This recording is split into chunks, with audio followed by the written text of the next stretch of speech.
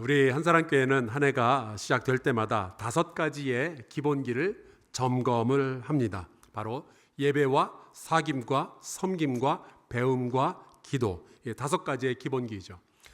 이거를 이제 해마다 하니까 올해도 또 하냐 그런 생각이 드실 수 있는데요. 그래도 기본기는 기본기입니다. 해야만 해요. 쉽고 뻔하지만 반복하지 않으면 기본기는 너무나도 빠르게 사라질 수 있습니다. 그래서 운동선수들이 그렇게 뻔한 달리기를 매일같이 하고, 그렇게 뻔한 스트레칭을 매일처럼 하고, 그렇게 뻔한 건강한 음식을 먹고, 그렇게 뻔한 휴식을 계속 반복을 하는 거죠. 그래야만 그들의 컨디션이 최고조에 달할 수 있고, 그래야 그들이 최고의 퍼포먼스를 낼 수 있는 겁니다. 신앙의 기본기도 마찬가지예요. 우리가 뻔한 이야기 같지만 계속 반복하고 반복해야 우리의 신앙이 최고조의 컨디션을 유지할 수가 있는 겁니다. 만약에 이 기본기가 하찮은 거라고 생각해서 무시해버리면 어떤 일들이 벌어지게 될까요? 예를 들어서 저는 이제 교육의 기본은 인격적인 만남이다라고 생각을 해요. 결국 교육이라는 것도 사람이 하는 거기 때문에 그렇죠. 요즘 아무리 컴퓨터가 발달을 하고 인공지능의 시대가 되어도 교육에서 인격이, 사람이 빠져버리면 그것은 기본이 무너져 내린 겁니다. 저희 교회에 예전에 EBS 사장 하시던 분이 교회를 다니시는데요. 대한민국 에듀테크의 산 증인이시죠. 이분이 획이라는 책을 작년에 쓰셨는데 거기에 보면 이런 문장이 나와 있어요. 라디오 앞에서 연필을 쥐고 있던 그 손, 우편 봉투에 과제물을 넣던 그 마음, 그 손과 마음이 사라지지 않는 한 교육은 여전히 사람의 일이다. 아무리 많은 기술을 가져다가 투입을 해도 여전히 교육은 사람이 기본이란 이야기죠. 그래서 교사라는 직업은 결코 사라지지 않을 거라고 해요. 아무리 인공지능이 발달을 해도. 교사 여러분 안심하시길 바랍니다. 왜냐하면 학교에서 교육의 기본은 선생님과 학생의 관계이기 때문에 그렇죠. 선생님은 아이들을 돌보고 때로는 야단도 치고 때로는 도전도 해야 됩니다. 또 아이들은 다른 아이들하고 함께 놀면서 때로 실수도 하고 또 실수를 극복하고 그러면서 점점 성장을 하게 되는 거죠. 그런데 미국에서 이러한 인격적인 기본기를 깡그리 무시한 학교가 세워진 적이 있었어요. 2013년 아마 뉴스 보신 분들은 아실 거예요. 구글의 수석 디자이너였던 맥스 벤틸라가 세운 알트스쿨이라는 학교가 하나 세워지게 됩니다. 그분이 이야기를 하기를 지금 우리가 사용하고 있는 이 교육 방식은 수백 년 전에 유럽에서 만들어진 모델인데 이걸 왜 아직까지 쓰냐 하는 거예요. 그래서 이제는 최첨단 기술이 있으니까 이걸 사용해서 새롭게 전략을 짜고 새로운 학교를 만들자 그런 거죠. 이분이 이제 구글에서 일한 사람답게 당시 가져올 수 있는 모든 기술들을 학교에다가 전부 집어넣었습니다. 그래서 교실에 들어가 보면은 그 벽체 전체가 다 스크린이었고 수십 대의 카메라가 아이들의 표정과 행동들을 전부 관찰하고 데이터들을 수집하기 시작한 거예요. 한 명의 교사가 여러 학생들을 가르치는 게 아니었고 모든 학생 한 명 한 명을 위한 맞춤 교육을 할 수 있도록 기계들을 다 세팅을 했습니다. 충분한 기술이 있었으니까요.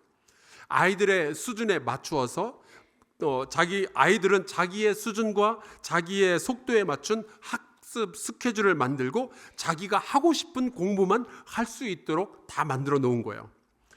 이 학교의 비전이 너무 좋았던 나머지 당시 페이스북의 마크 저커버그, 페이팔의 피터 틸, 넷스케이프의 마크 안드레센 같은 IT계의 거물들, 어마어마한 부자들이 거의 2,500억 원을 이 학교에 투자합니다.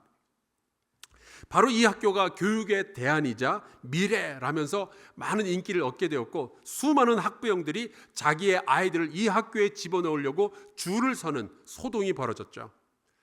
그런데 학교를 시작하고 얼마 되지 않아서 문제들이 드러나기 시작했어요. 아이들이 각자 자기만의 스케줄을 만들고 거기에 따라서 공부를 하니까 혼자 공부할 수밖에 없는 거예요. 함께 공부한다든지 같이 숙제를 한다든지 이런 일도 없고 늘 어디에서나 혼자였습니다. 혼자 컴퓨터만 들여다보면서 공부를 해야 되는 거예요. 이 학교의 선생님들은 가르칠 게 없었어요. 다 컴퓨터를 통해서 하기 때문에 아이가 조금이라도 이 공부하다 어려워하면은 이 컴퓨터는 문제의 난이도를 확 낮추어 버렸고요. 글쓰기가 틀리면 컴퓨터가 고쳐주었습니다. 그래서 선생님들은 아이들에 대한 데이터를 수집하는 일만 할 뿐 직접 아이들을 지도하거나 가르치거나 같이 대화를 나누는 일이 없었다고 해요. 그렇게 선생님들도 학생들도 하루 왼종일 컴퓨터 화면만 쳐다보다가 수업이 끝이 나는 거죠. 아이들과 아이들 그리고 선생님과 아이들 사이의 인격적인 관계는 철저하게 제한이 되었습니다. 대신 그 사이를 전부 기술로 메꿔 놓았죠. 이렇게 이 학교에서 아이들이 공부를 하는 동안 이 시간이 길어지면 길어질수록 놀랍게도 아이들은 카메라 앞에서 공부하는 척만 하기 시작했어요. 그리고 서서히 컴퓨터가 없이는 글을 읽지도 못했고 컴퓨터가 없이는 글을 쓰지도 못하는 아이들로 그런 수준으로 떨어지게 되죠. 결국 이 학교가 2013년에 시작이 되었는데 4년 만인 2017년 실패로 끝이 나고 모든 학교들은 전부 문을 닫았습니다. 2,500억 원이 공중에 사라져버리고 말았어요. 기술로 교육을 바꿀 수 있다라고 생각했지만 사람을 바꿀 수는 없었던 거예요. 여전히 우리에게는 사람, 선생님이 필요했던 거고요. 눈길을 마주치면서 대화를 나눌 수 있는 친구들이 필요했던 거죠. 우리는 결국에 감정을 가지고 때로 실수를 하지만 그것을 극복하면서 성장하는 사람이라는 이 기본적인 사실을 잊어버리니까 이렇게 어마어마한 망작이 탄생하게 된 거였습니다. 여러분, 근데 우리의 신앙도 마찬가지예요. 우리 교회 보면은 최첨단 음향 시스템이 있고요. 제가 이렇게 설교를 할 때는 제 뒤에 있는 스크린에서는 자료 화면들이 착착착 넘어가죠. 우리 찬양대, 우리 밴드는 최고의 음악을 준비하겠고요. 예배당은 최적의 온도, 최적의 습도를 조절하도록 되어 있습니다. 하지만 여전히 우리는 지난 2000년을 이어온 이 신앙의 기본기들을 무시하면은 절대로 안 되는 거예요. 여러분, 교회가 흔들리거나 무너지는 것은 최첨단 기술이 없어서가 아니잖아요. 오히려 지난 2000년간의 역사를 기억해내지 못할 때, 그 역사 속에서 우리가 가지고 있었던 기본기가 흔들릴 때 그때 교회가 흔들리게 되는 거죠. 그래서 오늘은 우리가 신앙의 기본기들 가운데 섬김에 대한 말씀을 함께 나누려고 합니다. 예배는 하나님과 사람이 이어지는 사건일 것이고 사귐은 사람과 사람이 이어지는 일이라면 섬김이라는 것은 교회가 세상과 이어질 때 벌어지는 일들입니다. 섬김의 기본기가 살아있을 때 교회는 세상으로부터 사랑도 받고 존경도 받고 또 세상과 소통이 가능해지게 되겠죠. 하지만 어느 날 교회가 이 섬기는 일을 멈추고 오히려 인기나 혹은 권력에 관심을 가지게 되는 순간부터 교회의 매력 자체가 사라지고 교회의 존재, 그 목적 자체가 사라지게 되는 겁니다. 오늘 우리가 마가복음의 말씀을 읽었어요. 그런데 아마 여러분 마가라는 사람의 이름을 들어보면은 생각나는 장소가 있을 겁니다. 바로 마가의 다락방이라는 장소죠. 예수님과 제자들이 최후의 만찬을 했던 곳으로 알려져 있어요. 또 예루살렘에 이 마가의 다락방이 있었고요. 여기에서는 자그마치 120명이 모여서 열흘 동안 기도 모임을 할 수 있을 정도로 널찍한 장소였습니다. 여러분의 집에서는 최대 몇 명까지 모이실 수 있나요? 여기는 120명이에요. 바로 이곳에서 오순절 성령 강림 사건이 벌어지게 되죠. 또 사도행전 12장에 가서 보면 이런 말씀도 있어요. 이건 이제 베드로에 대한 이야기인데요.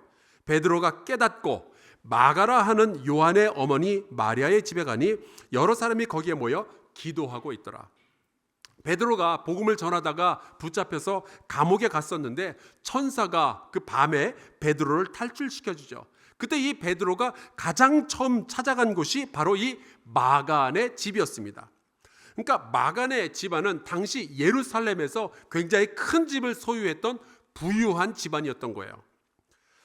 성경을 보면 마가는 교육도 참 잘 받았던 것 같습니다. 베드로를 위해서 통역관의 역할을 했다고 하죠. 당연히 이제 베드로처럼 아람어 혹은 유대인이니까 히브리어를 말할 수 있었을 거고요. 마가복음을 헬라어로 기록을 한 걸로 보아서 헬라어도 아주 유창하게 잘 할 수 있었을 겁니다. 나중에 이 마가는 베드로와 함께 로마라는 도시로 가서 복음을 전하죠. 근데 여러분, 당시 로마의 공식 언어는 라틴어였어요. 그러니까 아마 마가는 라틴어도 말할 수 있었던 것으로 보입니다.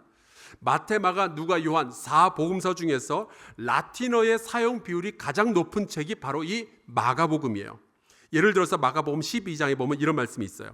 한 가난한 과부는 와서 두 렙돈 곧 한 고드란트를 넣는지라. 여기 보면 두 렙돈 한 고드란트 이렇게 나와 있는데, 렙돈은 헬라어를 사용하는 사람들이 쓰는 돈 단위고요, 고드란트는 라틴어를 사용하는 사람들이 쓰는 돈 단위입니다. 우리도 뭐 1달러는 1470원 그렇게 말하는 것처럼 마가는 이 헬라 문화권과 라틴 문화권에서 사용하는 이 단위들을 아주 정확하게 알고 있었던 거죠. 나중에 예수님께서 십자가에 달리시기 전에 고난당하시던 장소를 다른 복음서에서는 총독의 관정이라고 표현을 하는데, 마가는 굳이 브라이도리온이라는 라틴어를 사용해서 그 장소를 표현을 합니다. 종합해 보자면 이 마가라는 사람은 사회적으로 성공할 만한 모든 준비를 갖춘 사람이었어요. 집안도 좋았고요, 교육도 잘 받았고요. 아마 집에 가서 보면은 도련님 하면서 도와주는 시종들도 많이 있었을 겁니다. 근데 그랬던 마가에게 자신의 모습, 자기가 속해 있는 이 세상 문화의 모습을 적나라하게 드러내어주는 사건이 바로 오늘 우리가 함께 읽은 말씀의 배경입니다. 35절부터 볼까요? 세베대의 아들 야고보와 요한이 주께 나와 여짜오되 선생님이여, 무엇이든지 우리가 구하는 바를 우리에게 하여 주시기를 원하옵나이다. 이르시되 너에게 무엇을 하여 주기를 원하느냐? 여짜오되 주의 영광 중에서 우리를 하나는 주의 우편에 하나는 좌편에 앉게 하여 주옵소서. 이 이야기는 마가에게는 굉장히 익숙한 장면이에요. 자기가 이런 식으로 살아왔거든요. 특별히 35절에 보면 두 제자가 이렇게 이야기를 하죠. 무엇이든지 우리가 구하는 바를 우리에게 하여 주시기를 원하옵나이다. 아마 이 마가라는 부잣집 도련님은 이 말을 입에 달고 살았을 거예요. 종들을 불러다가 이거 해달라 저거 해달라 하면서 살았겠죠. 엄마한테 떼를 쓰고 아빠한테 떼를 쓰고 안 해주면 막 삐지고 그러면서 살아왔을 거예요. 야고보와 요한도 바로 이 상황에서는 예수님을 주님이라고 부르긴 했지만 결국 명령을 내리는 건 자기들 쪽이잖아요. 내가 원하는 대로 해주세요. 이들은 어쩌다가 이렇게 당돌한 요구를 하게 되었을까요? 생각해보면 예수님에게는 굉장히 가까이 지내던 세 명의 제자가 있었어요. 베드로, 야고보, 요한. 아마 이 야고보와 요한은 자기네가 예수님의 신뢰를 듬뿍 받고 있다라고 생각을 하니까 이 정도 요구는 할 수 있지 않을까라고 생각을 했던 모양입니다. 요즘식으로 말하자면은 내가 이 교회 이만큼 다녔고 내가 헌금 이 정도 했고 내가 교회에서 직분이 이 정도 됐고 또 내가 목사님하고 이 정도 친하면은 이 정도 요구는 해도 되는 거 아닌가, 이런 생각을 했었던 것 같아요. 물론 예수님은 이 야고보와 요한의 요청을 완곡하게 거절하셨습니다. 그런데 더 큰 문제가 벌어지게 되죠. 그게 41절이에요. 열 제자가 듣고 야고보와 요한에 대하여 화를 내거늘.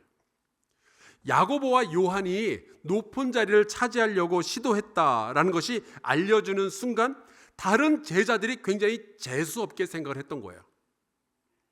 그런데 이 말씀을 읽으면서 아찔한 부분은 혹시 교회가 이 세상에서 조금 더 높은 자리를 차지하려고 할 때 세상 사람들이 교회를 바라보며 재수없다고 생각하는 것은 아닐까. 그런데 이 모습을 보시고 예수님께서 말씀하시죠. 42절. 예수께서 불러다가 이르시되 이방인의 집권자들이 그들을 임의로 주관하고 그 고관들이 그들에게 권세를 부리는 줄을 너희가 알거니와. 그러니까 예수님도 세상의 문화가 어떻게 돌아가는지 아시는 거예요. 그래, 세상은 이런 식으로 돌아가지. 권세를 부리고 사람들에게 명령을 내리고 서로 경쟁해서 더 좋은 자리를 차지하려고 하고, 힘을 가진 사람들은 얼마나 많은 사람들이 내 앞에서 쩔쩔매고 얼마나 많은 사람들이 나를 섬기는가를 보면서 내가 성공했구나, 내가 실패했구나, 이런 것들을 측정하려고 하잖아요. 그거는 이스라엘도 그랬고 바벨론도 그랬고 로마 제국도 마찬가지죠. 그리고 지금의 대한민국도 크게 다르지 않고요. 돈을 사용을 하든 자기의 지위를 사용하든 누군가로 하여금 나를 섬기게 만드는 힘, 그게 이 세상이 말하고 있는 성공의 향기 아니겠어요? 제가 거의 10년 전에 아프리카 케냐에 대학생 집회에 갔다가 잠시 그 케냐 남쪽에 있는 탄자니아라는 나라를 들렀습니다. 거기서 선교사님을 만난 뒤에 딱 이틀 동안 그 킬리만자로 산의 트레킹에 제가 도전을 한 적이 있었어요. 저하고 이제 대전에서 목회하시는 목사님 한 분, 그리고 다른 교회 다니시는 분인데 해운업을 하시는 장로님 한 분, 이렇게 세 명이서 이 킬리만자로를 걸어서 올라갔다 내려오기로 했던 거죠. 꼭대기까지는 못 가고요, 중턱까지만. 하루 동안 걸어 올라가서 산 중턱에서 하루 자고 그 다음날 내려오는 코스였습니다. 먼저 결론만 말씀드리자면, 일단 킬리만자로에는 표범이 없었고요, 너무 힘들었고요, 게다가 너무 추워서 아프리카에서 얼어 죽는 게 이런 거구나 하는 것을 알 수 있었어요. 근데 이제 트레킹을 시작을 하려고 하는데 신기한 게 있었습니다. 올라가는 사람은 3명인데 저희의 트레킹을 도와주겠다고 나타난 탄자니아 사람들이 6명이 있었어요.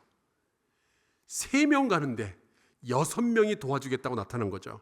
보니까 가이드 1명, 요리사 1명, 음식 재료와 도구를 운반하는 사람 1명, 그리고 저희 짐을 들어주는 사람 3명, 6명이 나타난 거예요. 그러니까 알고 보니까 이 탄자니아가 독일과 영국의 식민지 시절을 지내면서 이런 방식이 문화로 굳어버린 거죠.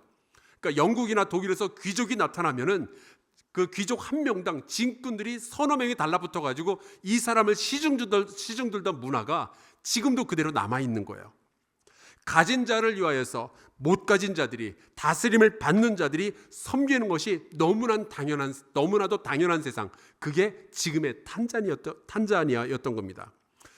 저희가 좀 불편했어요. 그래서 괜찮다면서 최소 인원만 남기고 나머지는 돈을 주어서 이제 다 돌려보냈지만 뭔가 굉장히 마음이 복잡해지는 순간이었습니다. 이게 세상의 문화이고 이게 세상의 질서구나. 그런데 과연 이러한 세상의 문화가 교회 안에서조차 당연한 일이 되어야 할까요?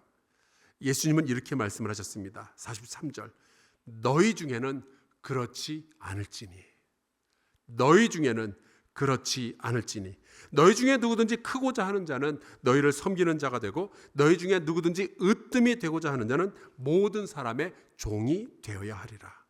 주님은 그렇게 말씀하시죠. 너희는 그러면 안 되지 않니? 크고자 하는 사람이라면 세상에서는 경쟁을 통해서 남들을 물리치려 하겠지만 너희라면은 더 섬기는 사람이 되어야 되지 않겠니? 말씀하시는 거예요. 그런데 여러분 생각해 보세요. 이게 말이 됩니까? 우리가 이렇게 하면은 자존심도 상할 거고 손해도 보게 될 거잖아요. 내가 어떻게 해서 이 자리까지 왔는데 내가 여기서 누구를 왜 또 섬겨요? 불편하게. 다른 사람들이 나를 섬기게 해야 내가 자존심도 살고 그렇게 되는 거 아니에요? 근데 그때 예수께서 이렇게 말씀을 하십니다. 너희가 그렇게 섬기면서 살아야만 하는 이유가 있다. 45절이죠. 인자가 온 것은 섬김을 받으려 함이 아니라 도리어 섬기려 하고 자기 목숨을 많은 사람의 대속물로 주려 함이니라. 우리가 섬김을 받기보다 섬기는 일을, 누군가를 섬기는 일을 더 소중히 여기며 그것을 우리의 신앙인의 삶의 기본 바탕으로 가져야만 하는 이유는 예수님이 이 땅에 섬기러 오신 분이기 때문이라는 거예요. 여러분, 그 예수님은 하나님의 아들이시잖아요. 우리의 왕이시잖아요. 우리의 주인이시잖아요. 그런데 그분이 우리를 섬기려 오셨대요. 어느 정도로 섬기셨느냐? 자기 목숨을 많은 사람의 대속물로 주려 함이니라. 그 예수님의 섬김 덕분에 저와 여러분은요 하나님하고 이어지게 된 거였고, 그 예수님의 섬김 덕분에 우리는 천국의 백성이 된 거죠. 그분은 저와 여러분을 살리기 위해서 기꺼이 십자가를 지는 일까지, 십자가에서 죽는 정도까지 섬김을 하셨어요. 그러니까 우리가 예수님을 따르는 사람들이라면 섬김이라는 것은 너무나도 기본적인 거고 너무나도 당연한 일인 거죠. 만약에 예수님이 섬기셨다는 이 사실이 우리도 또한 섬겨야 되는 이유가 될 수 없다면 우리는 기독교인이라고 불릴 자격이 없는 거예요. 카일라 뮬러라는 젊은 여성이 시리아의 내전 희생자들을 돕다가 과격 무슬림에게 납치되어서 살해를 당하죠. 그 죽음 후에 부모님들이 카일라스 핸즈라는 단체를 설립해서 자식이 하려던 일을 계속해서 이어가고 있어요. 왜 그러죠? 딸을 잊지 않으려고요. 딸을 사랑했기 때문에. 여러분, 우리의 삶이 예수 그리스도가 하시던 그 일을, 예수께서 이 땅에 오셨던 그 목적을 계속해서 이어가야 할 이유가 왜 없겠어요? 종종 목사님, 저는 그냥 조용히 예배만 드리면서 신앙생활하고 싶습니다 라는 분들이 계시는데요, 정말 죄송하지만 그거는 예수님께서 원하시는 신앙생활이 아닙니다. 우리는 도 닦으러 교회 다니는 게 아니거든요. 그냥 마음의 평화를 누리기 위해서 신앙생활이 아니거든요. 나조차고 우리가 예수 믿는 게 아니라 예수님과 함께 이 세상에 새로운 거룩한 문화를 만들기 위해서 우리가 신앙생활을 하는 거거든요. 이 일을 위해서 우리가 구원받은 사람들이라고요. 이 구원을 이루기 위해서 예수께서 우리 대신 십자가에 달려 죽으셨고요. 경쟁과 탐욕과 이러한 세상에서 섬김의 기쁨과 아름다움을 보여주기 위해서 우리가 예수 그리스도의 제자가 되어 신앙생활을 하고 있는 거죠. 여러분, 섬김은요, 우리 신앙생활을 하는 모든 이들의 기본 중에 기본입니다. 예배만 드리고 친한 사람들하고 맛있는 것만 먹고 여기서 끝나면 절대로 안 되고, 여러분, 우리는 섬기는 일에 적극적으로 동참해야만 하는 거예요. 교회 안에서도 섬겨야 할 부분들이 많이 있죠. 우리 찬양대, 예배위원, 주차봉사, 음향, 영상, 선교부, 수필 리더가 되는 것, 교회 학교의 교사가 되는 것, 예배 시간에 중보기도 하는 것, 식당에서 요리하고 설거지하는 일들, 청소하는 일들, 이 모든 것들이 다 기본기에 깔려있는 섬기는 일인 거예요. 우리가 존경받고자 하는 일이 아니라 섬김을 먼저 주님으로부터 받았으니 그 주님의 섬김에 은혜를 갚기 위해서라도 우리가 섬기는 일에 참여해야만 하는 거죠. 당연히 재정을 통한 섬김도 우리가 해야만 합니다. 주님은 우리를 위해서 생명을 내어준다라고 말씀을 하시잖아요. 우리는 주님을 위해서 뭘 드릴 수 있을까요? 생명까지는 못할지라도 주님께서 내게 주신 이 생명과 건강과 재능과 지능을 통해서 열심히 일을 하여 우리가 재정을 만들면 그것으로 섬기는 일에 사용할 수 있지 않겠어요? 11조를 통해서 주님과 교회와 세상을 섬기는 일은 너무나도 당연한 일입니다.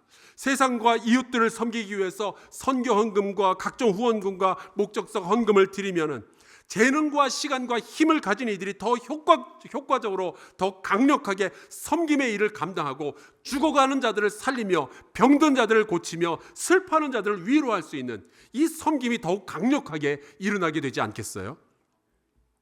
10년 전에 하나님께서 저희 교회에 주셨던 질문이 하나 있었습니다. 이런 거예요. 세상에 이웃을 사랑한다는 교회는 많은데 이웃이 사랑하는 교회는 몇 개나 될까? 이 질문이었어요. 바로 이 질문 앞에서 저와 우리 장로님들이 정신을 바짝 차리게 되었습니다. 교회가 이웃들을 섬기지 않는다면 사랑을 받을 수도 존중을 받을 수도 없고 심지어 복음을 전하는 일도 막힌다는 것을 그때 우리가 아주 진지하게 깨달았던 거죠. 바로 이 질문 앞에서 우리 한사랑교회는 교회의 안방을 이웃들을 섬기는 일에 내놓기로 결정을 내렸던 거예요. 그렇게 해서 1층 리모델링이 이루어졌던 거죠. 그때 우리 장로님들과 제가 종종 사용했던 문구가 이런 거였어요. 이제는 소유가 아니라 공유다. 우리 이웃들과 교회 공간을 함께 쓰자는 거죠. 그래서 1층에 3가지 공간을 만들었어요. 카페, 갤러리, 그리고 예쁜 화장실. 여러분, 우리 교회에 있는 카페는요, 돈 벌자고 만든 게 아니었어요. 우리 성도들끼리 재밌게 시간 보내자고 만든 게 아니었습니다. 이웃을 섬기기 위해서, 그들을 우리 가운데로 초청하기 위해서 우리가 만들어 놓은 거죠. 그래서 주변 카페와 경쟁하기보다는 그저 평안한 공간을 만들고 여기서 만들어지는 이익금은 다시 이웃들을 섬기는 일에 쓰도록 선순환 구조를 만들어 놓았는데, 지난 10년 동안 너무나도 아름답게 이 사역이 이루어지고 있어요. 아마 주님께서 되게 기뻐하시는 사역이었던 것 같습니다. 1층 로비는 지역 주민을 위한 그림이 걸리는 그 갤러리로 현재 사용하고 있죠. 그림 그리는 분들은 아실 거예요. 자기 작품을 인사동이나 그런 갤러리에다가 전시하려면 돈이 많이 들어가죠. 하지만 저희 교회 갤러리는 완전히 무료입니다. 그래서 화가들한테 개방을 했고요. 작가들의 작품이 한 달에 한 번씩 바뀌어가면서 전시가 되죠. 때로는 판매도 됩니다. 우리 지역의 예술가들은 자기 작품이 걸리니까 너무 기분이 좋고, 우리 성도들은 한 달에 한 번씩 그 교회 미술 작품이 다 바뀌니까 또 우리도 너무 기분이 좋고요. 저희 교회는 섬김을 전담하는 NGO가 운영이 되고 있어요. 이름하여 서울 월드 휴먼 브리지. 여기에는 우리 성도들 가운데 약 600여 분의 성도들이 매월 10,000원 혹은 그 이상 후원을 하시는데, 그 재정들이 매월 같이 모여서 전국 그리고 해외의 각종 구제 사업들, 섬기는 일들을 현재 진행하고 있습니다. 지역사회 선교부라는 아주 특별한 부서도 운영이 되고 있어요. 이 부서는 우리 동네에만 특화된 일들을 하죠. 여기서 하는 가장 재미있는 일이 바로 집수리 프로젝트입니다.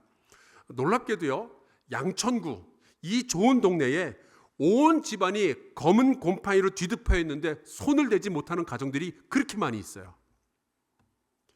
예전에 한번 제가 본 적이 있는데, 80 먹은 엄마가 50대 장애인 아들을 돌보는 가정이 있었어요. 온 집안이 새까만데 손을 못 대고 있더라고요. 그런 가정들을 우리가 찾아다니면서 장판 바꿔주고 도배 새로 해주고 싱크대 교체해주고 전등 교체해주고 이런 것들 다 해드리는데, 작년에 100번째 집 공사를 했고요. 지금도 계속 이 일은 이어지고 있습니다. 이제 얼마 안 있으면 화소락이 다시 시작이 될 거예요. 화요일 소망의 도시락.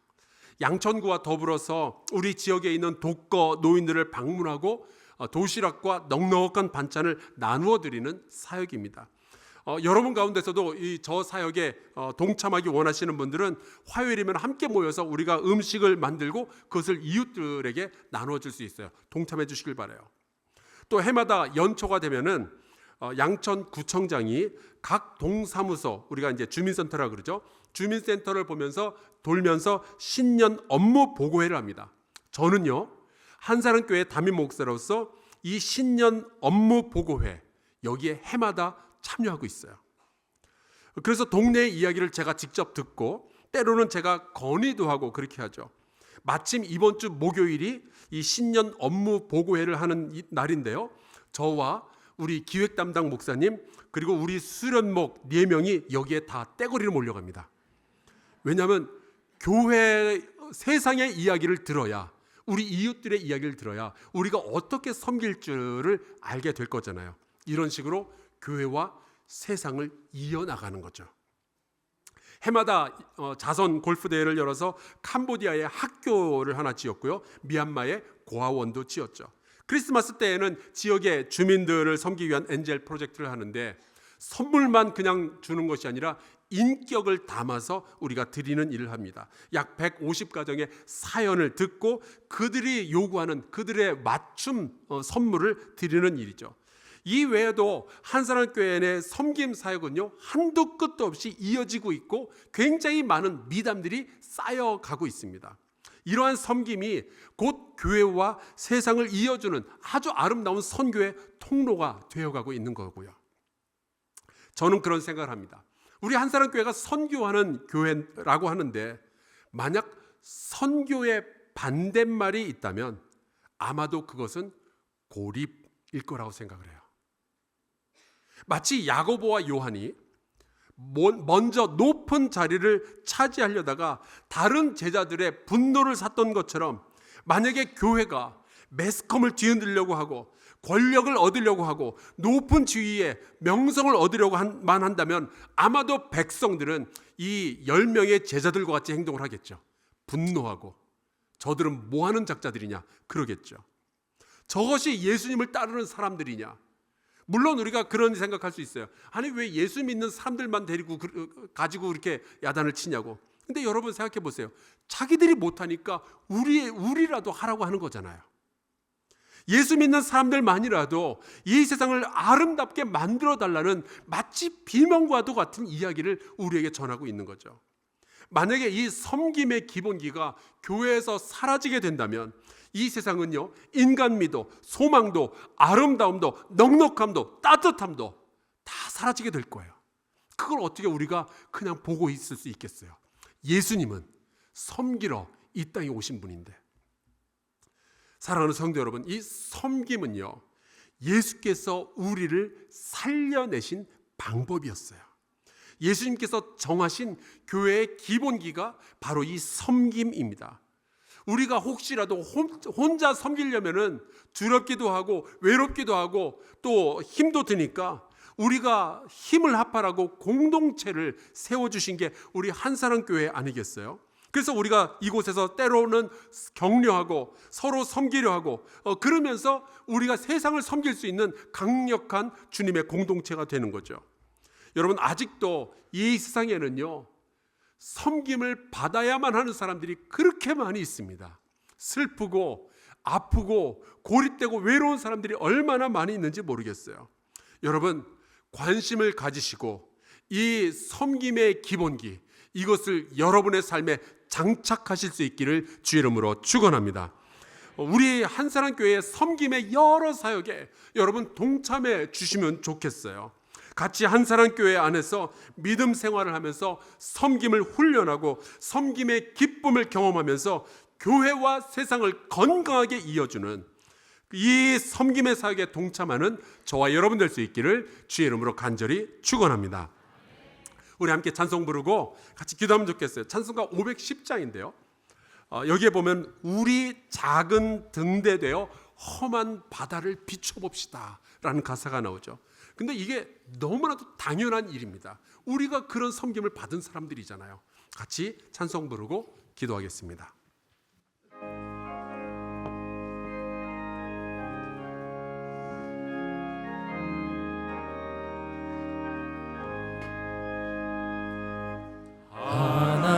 하나님의 진리 등대 길이 빛나니 우리들도 등대 되어 주의 사랑 비출세. 우리 작은 불을 켜서 험한 바다 비출세. 물에 빠져 헤매느니 건져내어 살리세. 죄의 밤은 깊어가고 성난 물결 설렌다. 어디 불빛 없는 가고 찾는 물이 많구나. 우리 작은 불을 켜서 험한 바다 비추세. 물에 빠져 헤매느니 건져내어 살리세. 너의 등불도 두어라. 거친 바다 비춰라. 빛을 찾아 헤매느니 생 손에 건져라.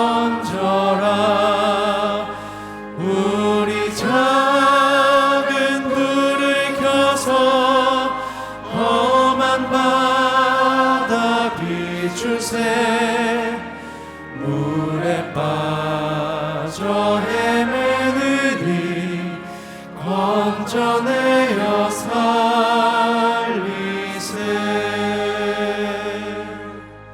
우리 함께 통성으로 기도합시다.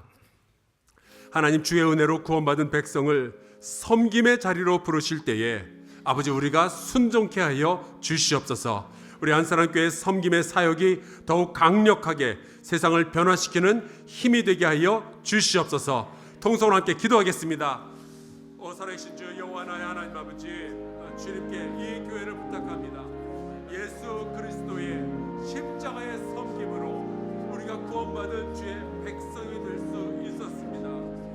그 주님께서 우리를 섬김의 자리로 부르실 때에 아버지여, 우리가 뿌리치지 아니하고 거절하지 아니하고 섬김의 자리로 나아갈 수 있도록 주님 인도하여 주시옵소서. 우리 교회 안에 섬겨야 할 일들이 너무나도 많이 있습니다. 우리의 이웃들 가운데 섬길 받아야 할 이들이 너무 많이 있습니다.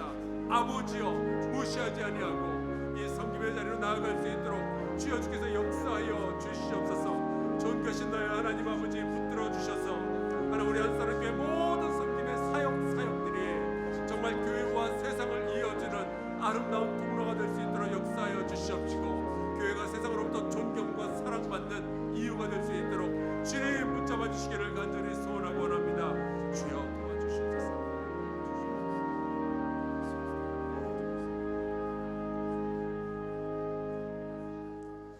하나님, 참 고맙습니다.